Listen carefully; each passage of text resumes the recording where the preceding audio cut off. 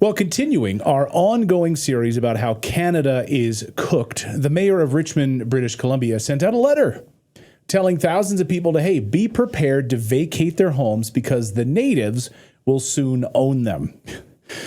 Yeah, you don't own your own home anymore. You need to turn them over to the native population. This is what happens in a liberal country that's collapsing before our eyes. Our next guest says private property means absolutely nothing in Canada any longer, just as free speech is now an endangered species in Canada. David Krayden, independent journalist from Ottawa, Canada, joins us now. He also has a great YouTube channel, and follow him on X, Krayden's Right, as well. David, great to see you. We're going to get to also some big developments on the ostrich farm story as well in British Columbia. But first, on this idea of home ownership, talk about what is happening. And a lot of Canadian homeowners right now are kind of panicking. They should be, Clayton. And I've been talking about this for years because Canada has become a race-based society, and where there are castes. This very thing that Mahatma Gandhi fought against in India has become the norm for Canada. We have at least a 2 or 3 or 4 caste system in Canada. At the very top are Indigenous peoples who think they can basically claim your backyard if their ancestors occupied it at some time in the last 500 years. That's what it's come down to. This is all based on a decision by the Supreme Court of British Columbia that said the Cowichan Band, which is essentially in the lower mainland of Vancouver today, can take over vast tracts of land in Richmond, BC. And you say, where's Richmond, BC? Well, it's Outer Lane on the west part of Vancouver. This is the richest part of Vancouver. It's very close to the ocean. And vast tracts of land have basically been ceded by the Supreme Court of BC to this band because their ancestors occupied it 150, 160, 200 years ago. So therefore, they have a right to it today. So this mayor, people are looking at this and saying, what kind of an idiot is. He's actually being quite truthful. He's saying, wake up, people, the natives own your land. This is what the BC Supreme Court has said. Now, the province of British Columbia has appealed this decision to the Supreme Court of Canada. And how do you think they're going to rule on this? It's a woke Supreme Court, largely appointed by liberals, and they will say, sounds good to me, as long as it's not my backyard. And that's where we're coming. As soon as this goes to the Supreme Court, no tract of land in Canada will be safe from being subsumed or taken over by an Aboriginal First Nations group that says, hey, my ancestors sat there at one time. It's mine now. I don't care if you paid taxes on that property for the last 40 years. David, do they have to show some sort of a title? I mean, you could literally have tribes. So the Cowichan tribe, I mean, do they have like any sort of title to the land that they can show that this particular tract my ancestors owned? I mean, in the United States, this was used literally, and even George Washington allowed people to show title to their land and prove that they actually had title to their land. Are there any titles out there, or there's just like, my grandfather, that was his house? How do you know? Yes and no, but all of these titles were overruled when the reserve system came in place. And all of these titles were at one time absolved. And now we're literally putting the clock back to 1850, where suddenly everything is new again. So if you have any claim at all to that parcel of land, if your ancestors had any connection with it, suddenly maybe it's yours now.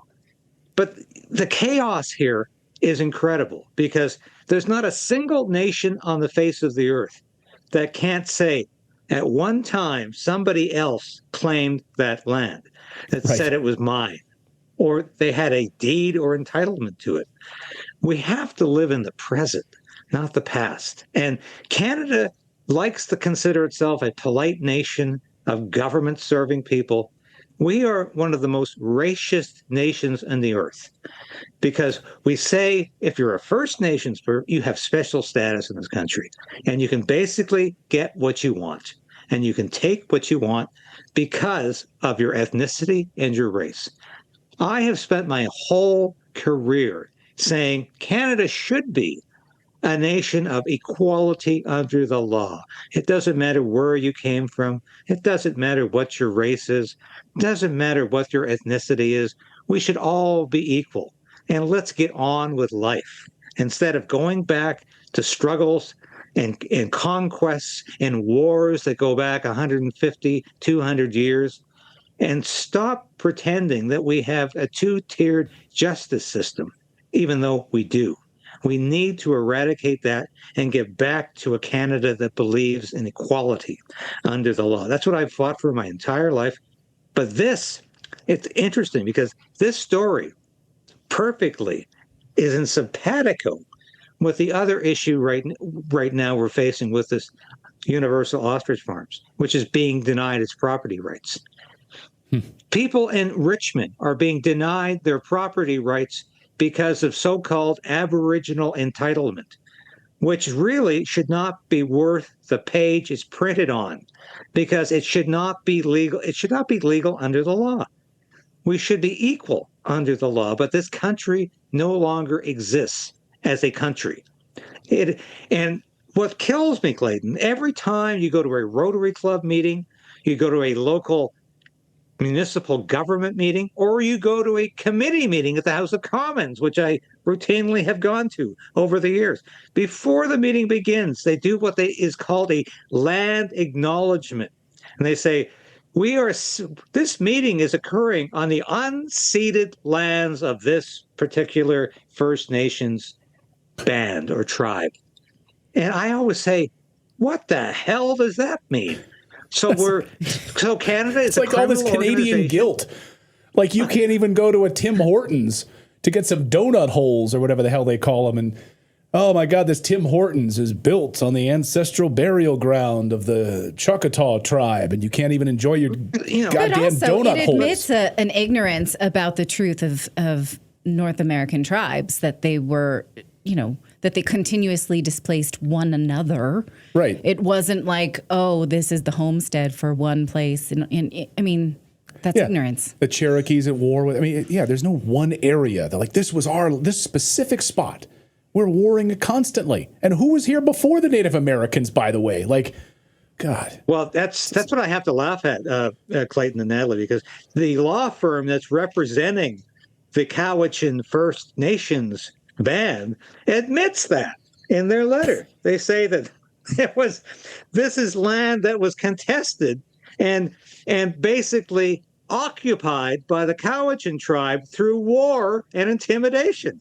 And I'm saying, well, what the hell do you think the British Empire did? It was the same process, except they were the last people to do it. But the native tribes, which numbered perhaps less than 1 million people when the Europeans arrived in the New World, in North America, they now think that they own the whole continent, even though it's irrational and ridiculous. History's moved on, but literally people could lose their homes and their backyard because Canada is so woke that the King Charles, when he was here for the opening of Parliament last May, his speech from the throne, before he even got into the particulars of what Mark Carney was going to do to Canada, he said, I'd like to remind you that we are sitting on the unceded lands of, and I thought, this is the ultimate irony. The constitutional monarch of Great Britain and Canada, basically the head of state, says, I don't own, Canada doesn't own its own land. It's sitting on somebody else's unceded territories. And we've been repeating this lie now for decades in Canada. And now this is where the chickens come to roost. People are literally going to lose their land because they've been saying it for years. Oh, it's unceded. They didn't lose this land. I don't own this land. The natives do. Unfortunately, Now they might just own a lot of land, and a lot of people are going to be dispossessed. And it won't end in British Columbia. In Richmond, it's going to go spread across the country if the Supreme Court upholds this ruling. And I'm predicting they will, because this is a very woke Supreme Court. Now, I want to ask you about. Go ahead. I was going to say there's probably going to be a lot of casinos now. There are going to be a lot of these native casinos and riverfront property in British Columbia. Go ahead. I want to ask you about your ability to say this. I don't know if you saw our segment yesterday with John Carpay about C8, the Cybersecurity Act that's trying to be pushed through by Christmas. The Canadian government doesn't like the things that you are saying to us right now. If this bill passes, they would be able to kick you off the internet. Go to your ISP and say, we don't like David Krayden's work. He says all the things we don't like. This could happen. We might have to correspond with you by pigeon to get you on Redacted. What are your thoughts about that? Yeah, John Carpay is a great guy. I have him on my show quite a bit. He is a fantastic fighter for freedom, but he's exactly right. If these bills pass, and we've got 3 in front of Parliament, we've got another coming, which is the reinvented Online Harms Act, which everybody knows as the thought crimes bill. That's coming up. And Sean Fraser, the Attorney General, has said, I'm going to introduce that in the fall. So it's coming up in the next couple of weeks. If these bills pass, there will be no free speech in Canada. We will all be shut down. And I'm sure you've seen that incredible video from the UK, which has lost its free speech, by the way. There's no free speech in Britain anymore, where they've got a cop at some poor woman's door at 2:20 in the morning. And he says, saw what you posted on the internet. Can you take it down, please? And she's got the moxie. She's got the guts to tell this cop, why? Are you going to charge me for it? And he says, well, I don't think so. I don't think it crosses the line, but we'd like you to take it down. And she basically tells him to go pound sand. Come back when you're prepared to charge me. And I'm sure he probably did. But that's where Canada is headed. We're going to have cops at the door saying, I don't like what you posted about that. I don't like what you said in Redacted yesterday. That goes against the government narrative. Mark Carney might not like that. And I bet. Natalie, that's where we're going. Yeah. Better get Enjoy cameras. your internet while you got it. Yeah. That is wild. Canadians are just going to have to start wearing body cameras all the time just so they can catalog this stuff. It's tyranny in action right now. Tyranny in action right now with the ostrich farm. David, before we let you go, I want to get an update on this and some big new developments at this ostrich farm. Blake Roberts, who you've interviewed, he was tearful when he was on your show, really in tears about what the government is doing there. So can you walk us through this video here? So he filmed this video and it shows these these dumpsters and the RCMP outside, I believe, of the ostrich farm. And we'll just let this video play and you can tell us what we're seeing here. What's happening here is that, and this is from October 1st. And I talked to people at the farm today and I said, why did you wait 3 weeks to get this video out? I mean, you should have put this video out a long time ago, because this demonstrates the collusion between the CFI, the Canadian Food Inspection Agency, and the RCMP. They're working closely together. Why are these people producing so much garbage every day? And there are trucks like this going out of the farm every day. How in the hell do you produce that much garbage? Unless perhaps you're killing an ostrich or two every day, or perhaps more. Now, we have no concrete evidence that they are killing ostriches. We've heard reports of dart guns going off.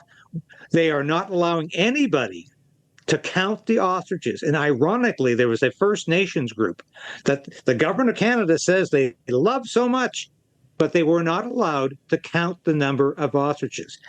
But what's happening here is the RCMP is literally unloading a dumpster from the Canadian Food Inspection Agency and doing it in a very unsafe manner. And this sort of crap is going on every day. And my first question is, why is the RCMP suddenly dumping trash? This is supposed to be Canada's finest police agency, Canada's national police agency, but they're dumping the garbage the CFIA is creating on the farm. And here's the kicker: they dump it here, and this is a site they have occupied, like they've occupied the farm and the adjacent farm. Then they move the garbage to a local business. Then they move the garbage. I know, it's incredible. Blake told me the whole story yesterday because he followed this group from where they are here to the next location. They transfer the trash here. Then they bring it to a local business, and then the local business brings it to a landfill site. This is a gravel pit that the RCMP have taken over. Like Edgewood, BC, where this farm is created, it's literally like a little police state in Canada. Nobody has any rights. And I said, why aren't people following the RCMP? Why aren't people following these trucks to these landfill sites and finding out what's in there? And they said, well, people are getting arrested for following the RCMP. I said, on what charge? Following too closely? Nobody gets arrested. Following a garbage truck? I mean, yeah, the RCMP is now in the business of taking out the trash. Like they don't have anything better to do in Canada, for crying out loud. But I guess I should ask. It's incredible. You mentioned that the farmers like Katie Pizitny and those others, they're not they're not being allowed to go in and count the number of ostriches. Like they're being kept back. So presumably they can come in here and kill these ostriches, dump them in these dumpsters, and Katie and the other farmers are not able to even go count up the number of ostriches anymore? They have moved every last ostrich away from this blue fence perimeter that they have in place. They have what the farm is calling sort of a death den, because it's a hay bill enclosed area where they're trying to get the ostriches acclimatized to. They bring them there every day.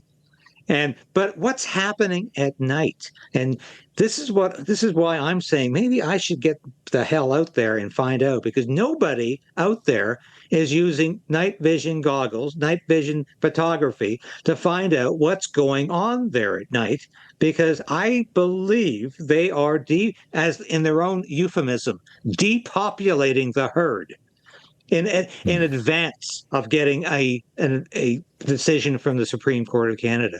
And it's horrendous what's going on here, because this farm has been put through every conceivable device from this carny Marxist government, and they continue to suffer every day with crap like this that's going on. And what is going on with the RCMP? And here's, you talk about moving trash from one area to another, to a third place. The trash that's moved from this gravel pit, we just saw, this is a gravel pit about 5-10 miles away from the ostrich farm. Then they move it to another location, and the trash receives a police escort to go to the next location. And when I talked to, and Blake revealed this to me yesterday, Blake Roberts, and I said, I've never heard of garbage or a garbage truck getting a police escort. And this is absolutely, something is going on here. I got an email last night from a guy who watches my show every day, and he said, this is incredible. These people are getting away with this. And it's just like we're getting snippets of news. We're getting a little bit of information at a time, and they're laughing at us. This deep state terrorist criminal organization, as you first called it, and I have to agree, the Canadian Food Inspection Agency has become a paramilitary force to terrorize Canadian farmers. And believe me, if we have a law in Canada to outlaw free speech on the internet, that will be the first thing to go, because this is exactly what the CFIA has become in Canada. It is a horrible organization that exists not to protect the health of Canadians, or certainly not the health of animals. It exists only to massacre and slaughter large numbers of chickens, perhaps ostriches, and everything else in their way, because they are not following the orders of Canada. Even the Canadian government, they're following the orders of the World Health Organization, and then they're bending those rules. In the end, they're following the rules they make up for themselves. They have their own agenda, and it's absolutely frightening. This has become an organization not just off the rails, not just rogue, but incredibly evil.